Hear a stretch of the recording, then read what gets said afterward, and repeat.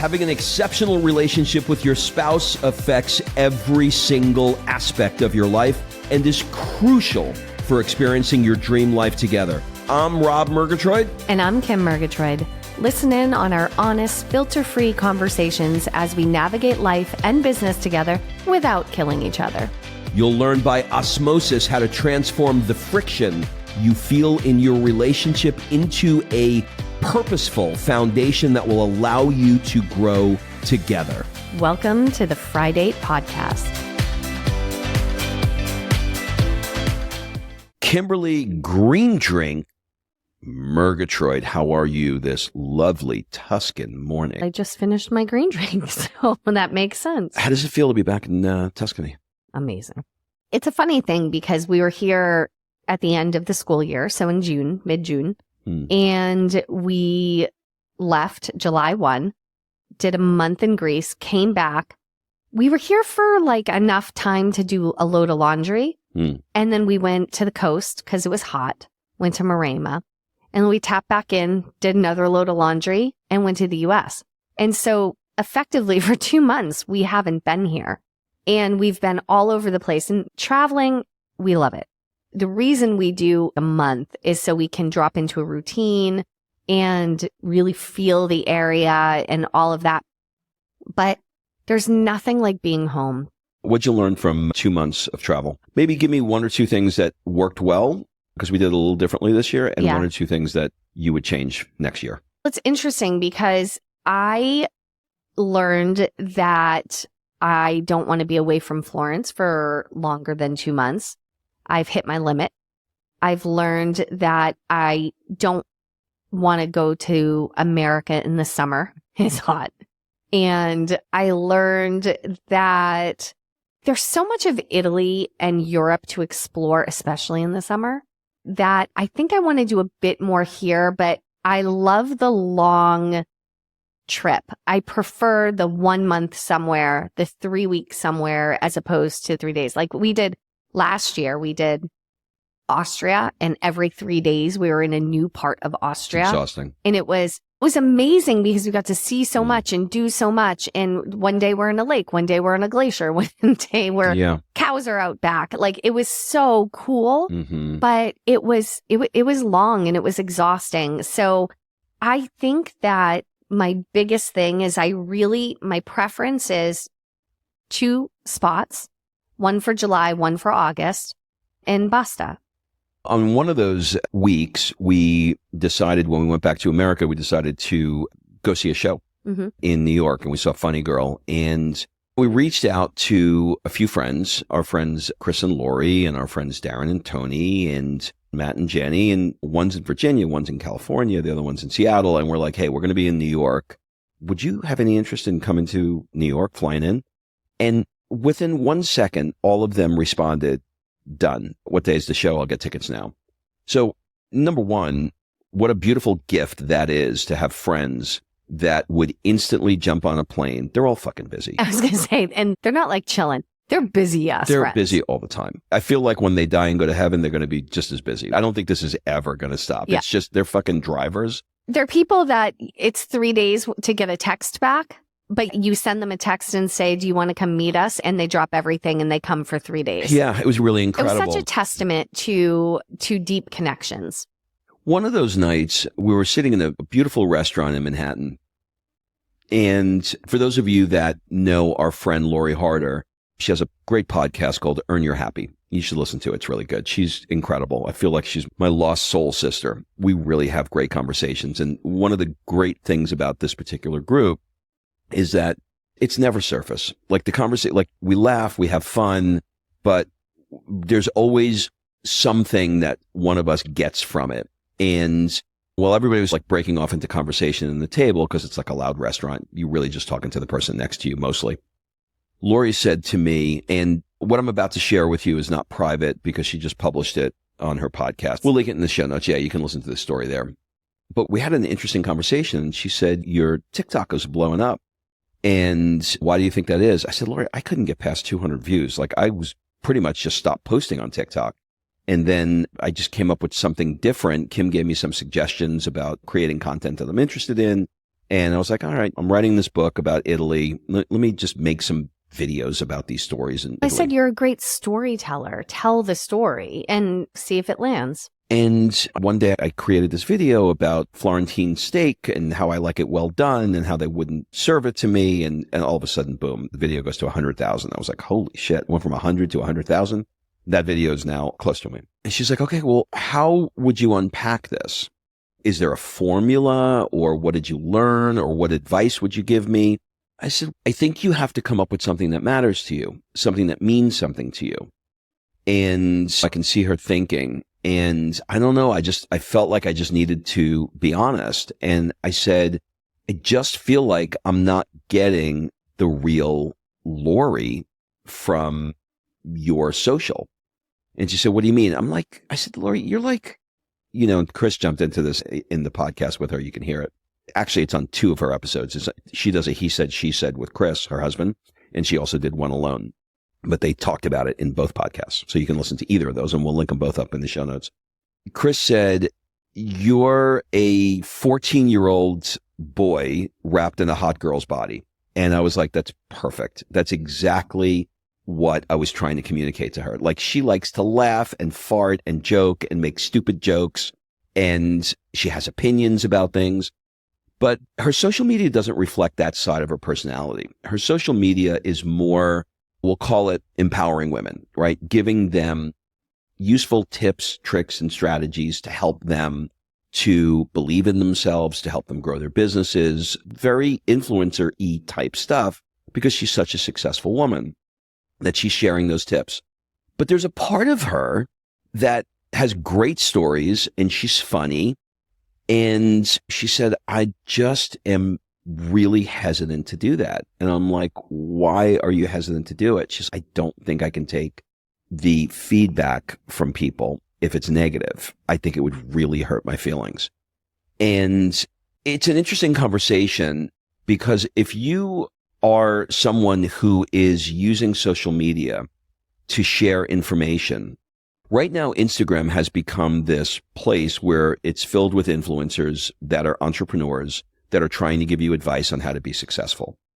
But if you are the kind of person that is putting who they are as the primary lens, then my experience is that people are much more willing to listen to what you have to say when the essence of who you are, the DNA that makes you unique and fun and funny or interesting or charming or goofy or quirky, when that comes forward, then the message is received at a higher level than when the message comes forward and that personality does not come through. This is the interesting thing, right? For me, Lori was the pioneer of authentic social media. We've known Lori long before Bliss Project, Earn Your Happy. Like, we've known Lori. I've competed in fitness competitions with Lori in 2009. Okay. Like, it's a long time ago. Lori did something when social media and putting yourself out there on social media. This was on Facebook, and everything was curated, right? And Instagram was about to launch. Everything was curated. You always put your best picture out, and it wasn't as like authentic feeling. Lori began when Facebook Live came out. She was the pioneer of going live, and she did a series for a year in her bathrobe. She woke up in the morning, walked into, I think, her bathroom, sat in a chair, went live, and talked about whatever was on her mind. It was, I'm telling you, no makeup. And she was at the time a fitness model. So she's on the cover of magazines and walking into the bathroom, just woke up and talking live on camera. That was the most raw, authentic, true. And I think she's the pioneer of that. And then I think the world became very curated because people got really mean. And I think it's very difficult, okay, to put yourself out in social media. Like you said, people connect more when you're authentically you. But the hate that comes in from keyboard warriors and now, unfortunately, bots. I'm going to call them hate bots because they're not people. They're just literally hate bots that come in to stir trouble. And that makes people pull back and not want to put themselves out there. And it's really disappointing and sad. That is the thing. And now the cancel culture, you can't win. I remember when the George Floyd situation went down, I was getting messages from people. I can't believe you're not taking a stand. I can't believe you're not showing this. I can't believe you're blah, blah, blah, blah. Because I stayed out of it. Because the way I look at myself in social media is there's enough people with opinions on political things or things that are happening in the world. My job at that moment was to raise the vibration and to stay in love and gratitude. That was how I looked at my contribution to social media, because I've had so many people over the years say, in the darkest moments of my life, I would see your post about gratitude and it would lift me up. So if I turn around and start chomping at the bit and adding my 2 cents, okay, so I'm using my platform, but at the same time, 50% of the people will cancel me. The other 50% will cheer it on, and I'm not changing minds. You know what I mean? And maybe I would. I don't know. That's not the conversation. The conversation is it's not how I look at my role in social media. I am positive to a fault. I like looking at the silver lining. I like saying the good news is. I like staying in a positive, high vibration. There are not many things that can bring me down. I don't allow it. And so it's not my role. The authenticity part, if you put all of yourself out there, the trolls come for you and cancel culture comes for you. And there's always someone you will piss off with whatever you say. And you deal with it in TikTok. You deal with it. I deal with it less because like I said, I stay in that lane. But if you do anything opinionated, they come for you. And so you have to have a thick skin to truly bear who you are, because it's one thing to have an opinion and someone comes from your opinion. It's another thing when they come for your appearance, or they come for how you talk, or they come for the way you say something, or they come for your kid. Like I've seen so many people on TikTok that have their kid and the comments they should be illegal. Like it's disgusting and cruel and hurtful, and there's just no reason for this bullshit. And so I think that's harder. I agree with all of it. I'm thinking about what you started with, which is, Lori in her bathrobe. At that time, it was very, very new and fresh, like you mentioned, for her to just come out, not have a script, not have an agenda, just sharing what's going on in her life. And in some ways, you have me thinking about this, because I think there's an evolution, right? What happened? Why did it go from this freewheeling conversation to a much more curated thing? And I think in some ways, one can be trapped by their own success. You look at it and you go, okay, they have a certain level of success. And I think people felt like it was maybe a bit more attainable for them. And then all of a sudden, the success becomes bigger and bigger, more houses, more cars, more travel, more trips, more all of these things. And then you get a lot of people going, well, how are you doing it? And you start tailoring who you are, and you start going, okay, these are the things that I'm doing, or this is the big goal that I'm working. And you can do this too. Well, how do I do it? And so you then start tailoring who you are to becoming the person that is teaching it. Mm-hmm. Because in your minds, you may think that's not what they want. They don't want me sitting here in my bed. They're asking me, how do I grow a company? They're asking me, how do I believe in myself? They're asking me. And so you become this version. I'm making this up in my head, but I think this is probably right. You become this version of being this repository or this place where you can answer these questions that people have. And I think one of the reasons why I love TikTok now is because that doesn't exist there. Like it just doesn't. In Instagram, it's this incestuous world of influencers all just high-fiving each other, or at least that's my feed anyway. But on TikTok, it's like the fucking Wild West. If you have a good piece of content, it'll be shown to people. If you don't, it won't. And so when I think about some of the things, I had this conversation with a coaching client yesterday. We were talking about social media, and it's so fucking different now than it once was. And I was talking to, this was a couple that I'm coaching, and I was like, who do you guys follow? And he's like, I am embarrassed to say this, but like, I follow this girl who goes to the bathroom in fancy places. I'm like, what?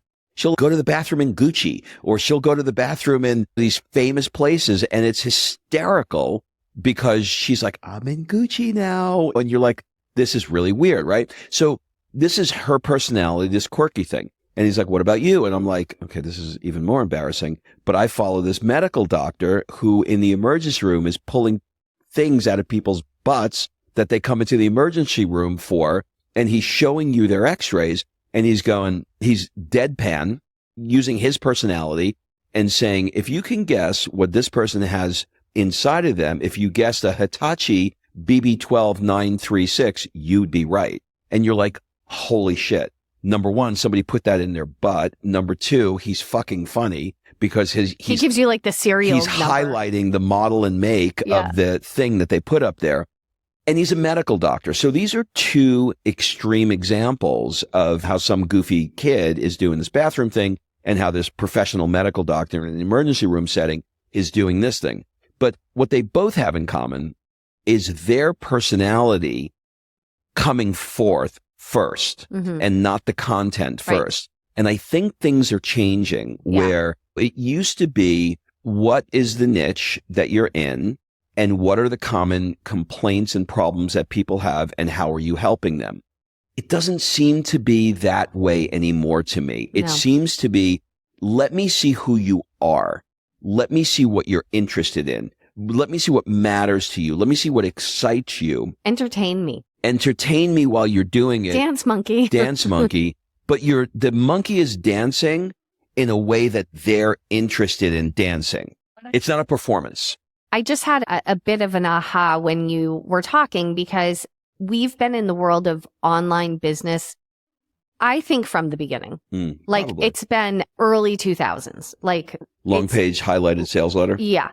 It has changed so much. And it used to be what you said, like the riches are in the niches and that kind of thing.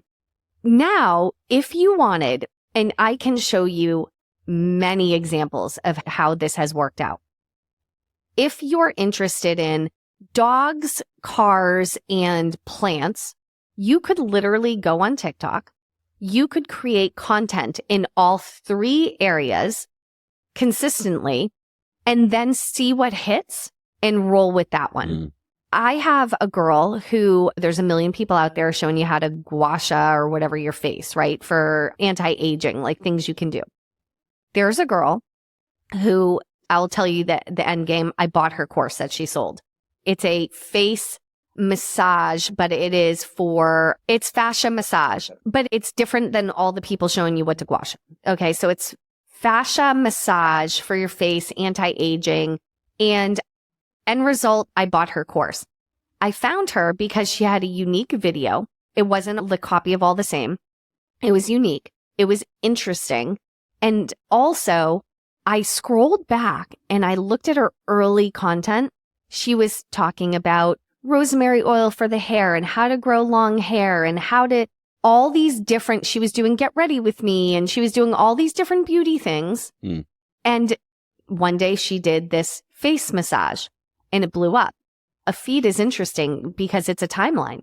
You go back and you see, okay, they were doing this, and then all of a sudden she does that, it blows up. She goes to the next one, does it again, blows up.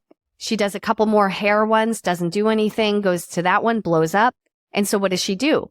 Rolls forward with that one. Now she only does fascia-based things. She created a course, sold the shit out of the course, is making a ton of money. But it used to be you had to pick the niche. What if you picked the wrong niche? Like how much was the private coaching session with her? Wasn't it like $4,000? Yeah, for like an hour of personal one-on-one with the face. So it's just fascinating to me that how quickly this all is changing. I can't tell you it's the same on Instagram. Instagram just changed their algorithm and it's now more like TikTok. But it seems to me like even yours, Rob, if you scroll back in your TikTok feed, you were talking about coaching. You started, I don't know that you remember this, but when I said to you, you know what? Why don't you take what you're writing in your book and start there? Mm-hmm. And you started with like the first chapter. I woke up in the morning, it was 7 a.m. and you started that.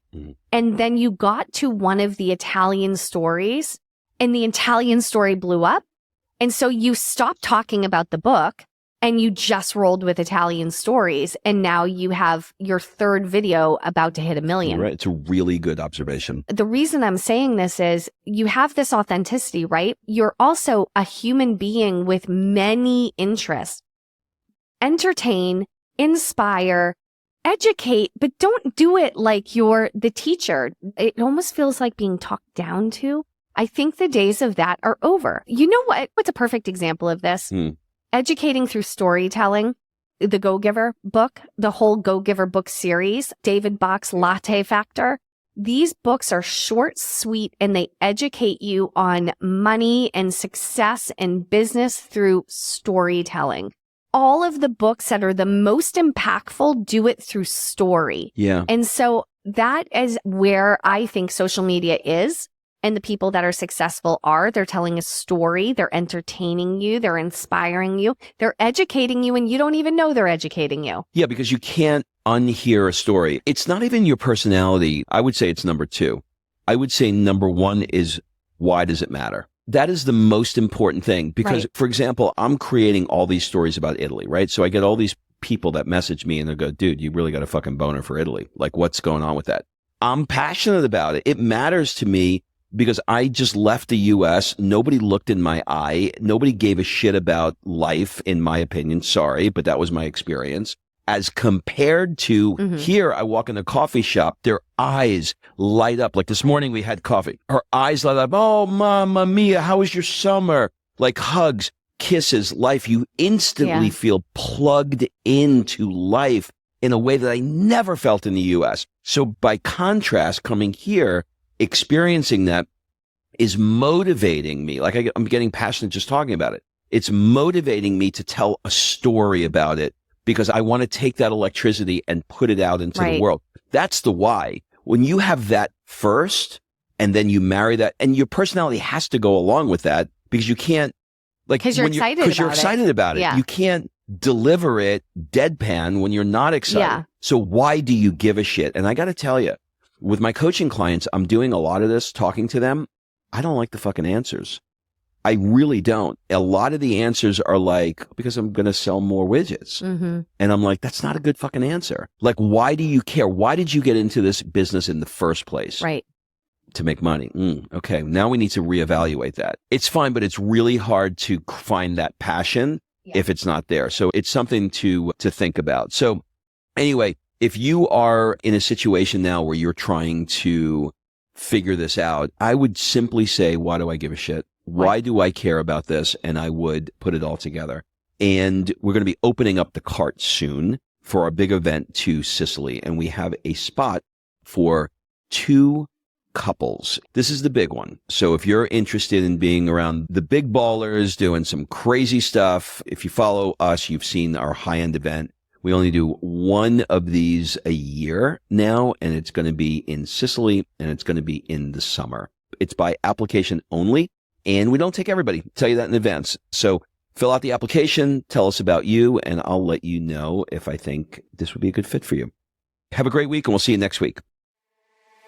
Hey, everybody, if you've ever thought about coming to hang out with Kim and I on one of our next Rob and Kim Italia events and you want to learn more, just click the Rob and Kim Italia link in the show notes and add your name and email, and we'll send you all the details as soon as they're available. We are obsessed with this country and how it affects you, and we want to share that magic of culture, food, wine, art, architecture, and some secret magic moments that we've cooked up with you.